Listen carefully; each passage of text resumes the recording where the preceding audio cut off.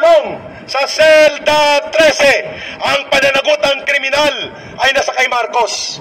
Siya ang presidente, kaya dapat siyang aristuhin, ikulong at dapat managop. Ang panawagan ng sambayanang Pilipino, Marcos resign, aristuhin, ikulong sa selda 13. Marcos resign, aristuhin, ikulong, selda 13. Marcos resign, aristuhin, ikulong sa selda 13. Ayun. O, dito na kayo. Ang sa kabila, Marcos remain yun. Dito kayo sa Marcos resign.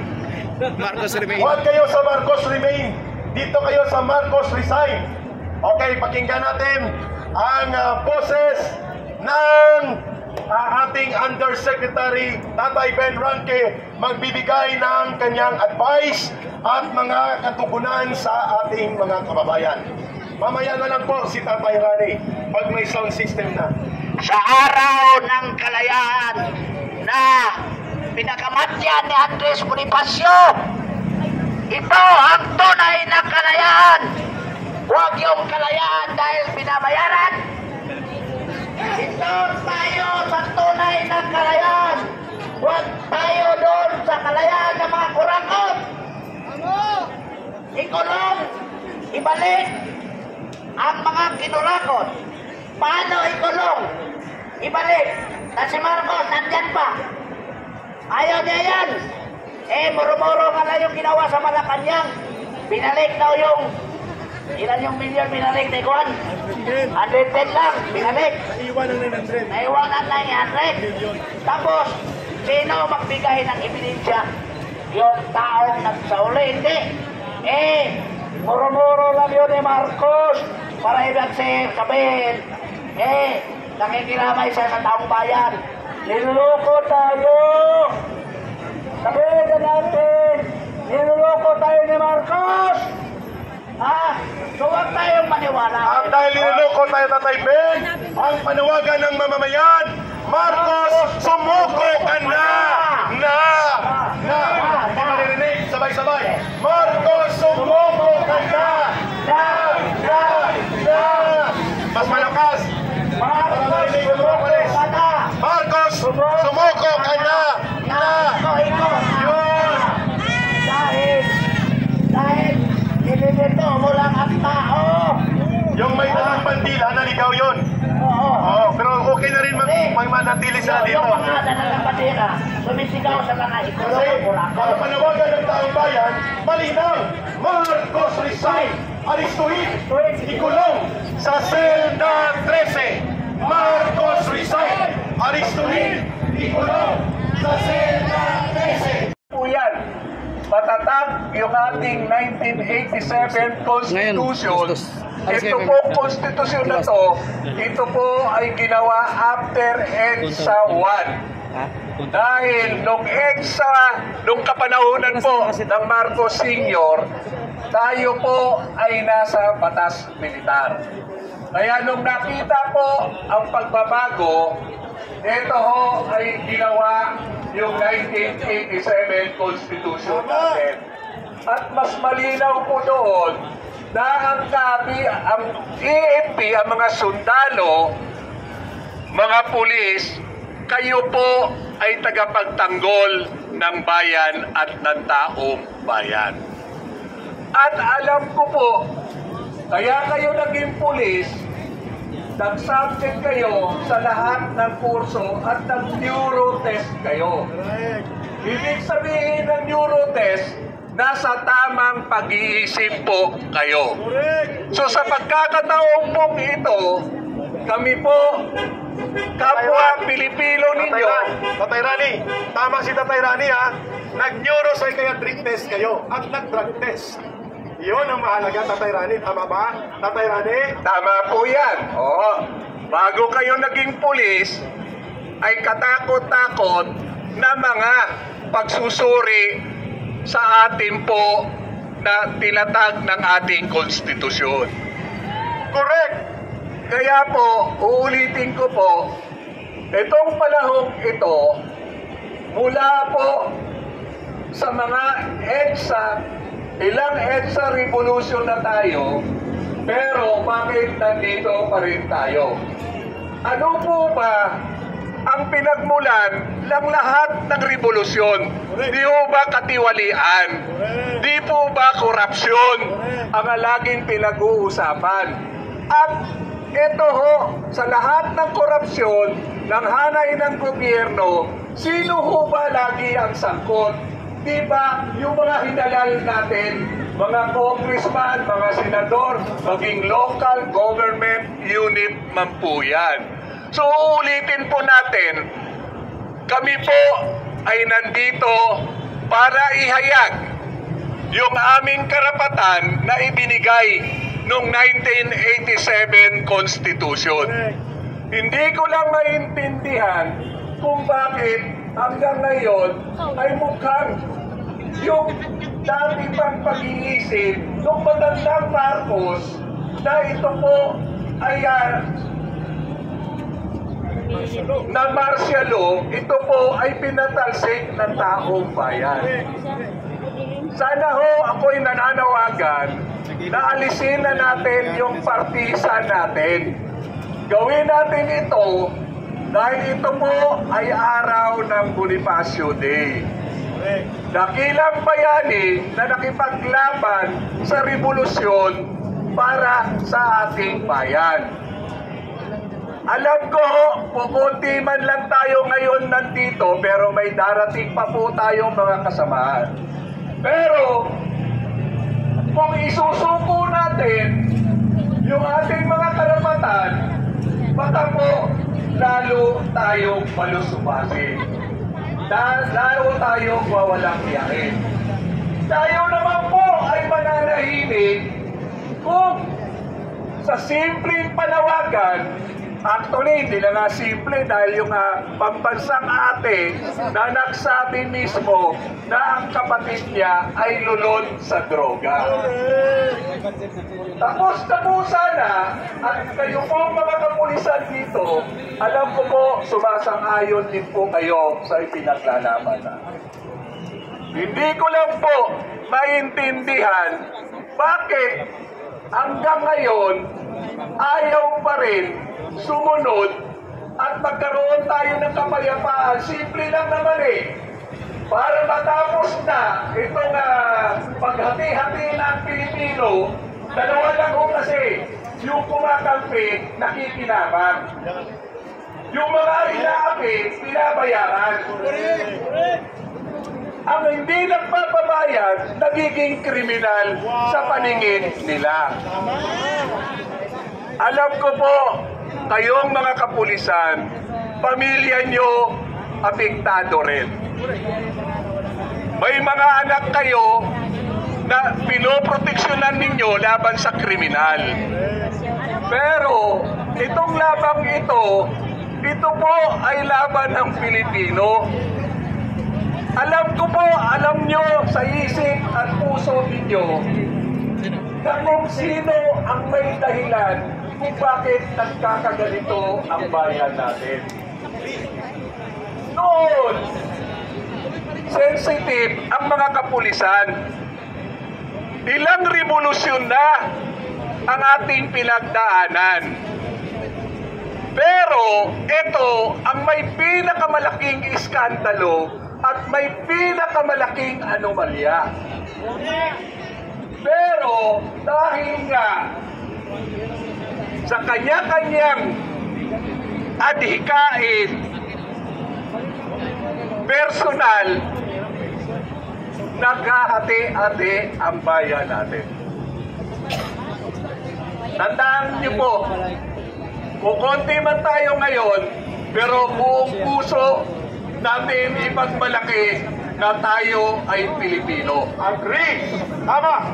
Pilipino na lumalaban, Pilipino na ating minana kay Andres Bonifacio. May dangal at may tapang, may paninindigan at may pagmamahal sa bayan. Marami hong nakikinig, marami pong nagmamadyan, naghihintay kung ano ang mangyayari. Ngayon pa lang po, isang distrito pa lang, hirap na ang bayan dahil ninanakaw ng mga politikong ating pinagkatiwalaan. Agree! At sino po ba ang namamahala sa bansa natin?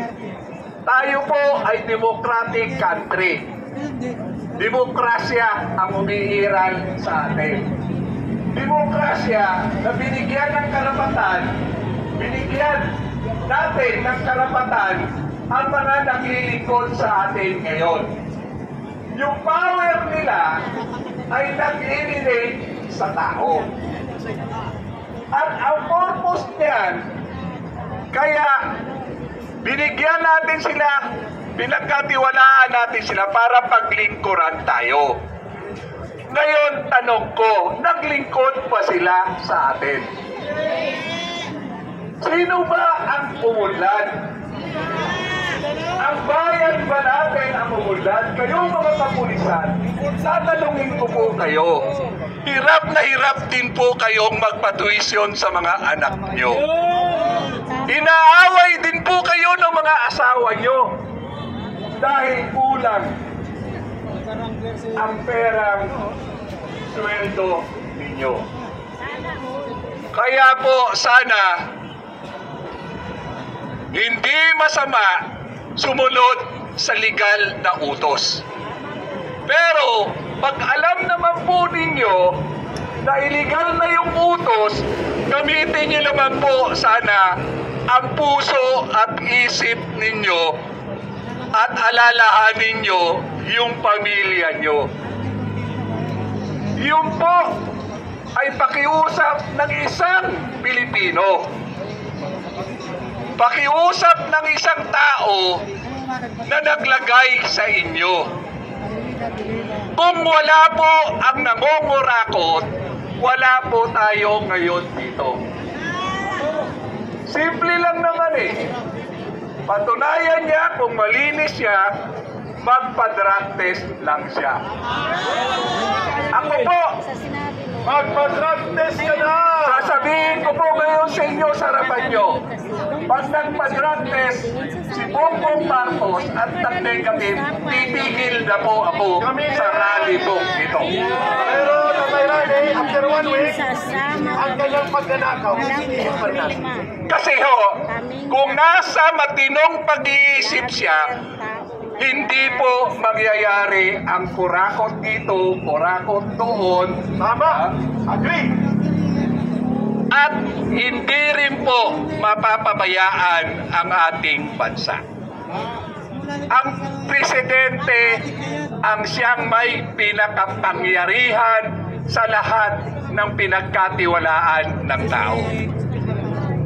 At nakalagay din po sa Bill of Rights natin sa ating konstitusyon, pag mayroong aggression, opresyon, pangloloko sa taong bayan o sa gobyerno, karapatan po natin na tayo po ay tumayo, lumabas, magsalita at ihayag ang mga dismaya at anomalya sa ating gobyerno. Nakakalungkot ng tingnan, karamihan po sa naghahangad na maging maayos ang bayan na to, kami po mga senior citizen. Kaming mga senior citizen ang tumatayo para sa susunod na henerasyon. Saksi po ko sa lahat ng people's power. Pero sa lahat ng nasaksihan ko, ito yung pinakabalasubas. Ito yung malawakang sagwatan ng mga taong gobyerno. Ako ho ay nananawagan sa lahat ng mga nanonood ngayon. Alam ko po, hirap na rin kayo.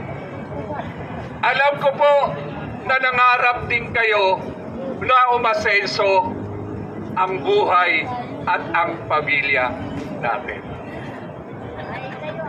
Hindi po sapat na tayo po ay manahimik.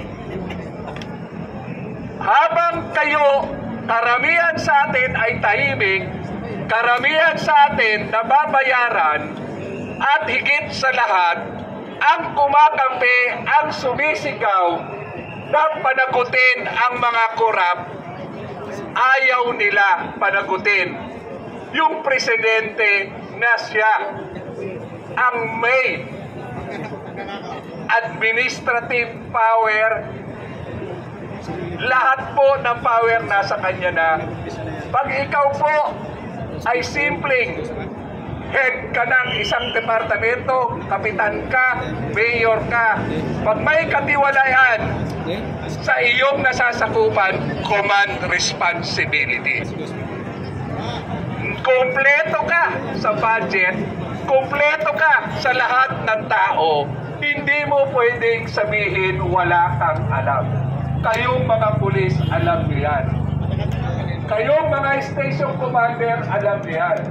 Pag may ginawang anomalya ang mga membro ng nasasakupan ninyo, ang station commander ang unang-unang nare-relieve. Tama po ba mga kapulisan? So bakit ngayon hindi natin panagutin yung pinakamataas na namumuno sa bansa natin? Wala pong iba kung hindi si Bongbong Marcos. Ako po, dating kapitan, naging konsihal, at ang lagi kong hinahawakang komite, Peace and Order. Sa Quezon City po, ako ang chairman ng Peace and Order. Ako po, nagre-represent sa ating kapulisan, sa ating mga Bureau of Fire, sa Bureau of Jail, at iba pa pong departamento na Peace and Order. Kaya alam na alam ko po ang sitwasyon po natin ngayon. Ako ay makapulis kahit itanong nyo sa hepe ng Quezon City Police. Pero alam nila, ako ay tumitindig pagka mali at walang pinipili. Ordinaryong tao ka man, may posisyon ka man, may pulis ka man, at sanay na rin po ako dahil nung hindi pa po ang Presidente Duterte, ultimo po station namin niralihan ko dahil patong sa droga, patong sa krimen, at higit sa lahat, pati mga hold-upper ay kani-kanila ng ginagawang asset. Matanda na po ako, 67 years old na. Mapalad lang ako dahil puro professional na ang anak ko. Anak din po ako na isang mahirap, isang Bisaya. Alam ko ang damdamin na isang mahirap. Naswerte po ako, nabiyayaan ako ng ating Panginoon. Kaya sabi ko sa ating Panginoon, Lord, wala akong maisusukli sa iyo kung hindi ang magsilbi ng tama. Wala akong ibang makukontribute sa iyo kung hindi lumaban sa mga hindi tama. Kaya po, sana kayo na nasa inyong mga tahanan, pagbigay po sana kayo ng oras, panahon para sa bayan natin. Kung hirap na hirap po kayo ngayon sa inyong kalagayan, kung mananatili kayong tahimik at walang pakialam, lalo po kayong maghihirap. Tama! So yun lang po, at mamaya marami pa po tayong pag-uusapan. Hinihintay lang po natin ang iba po natin.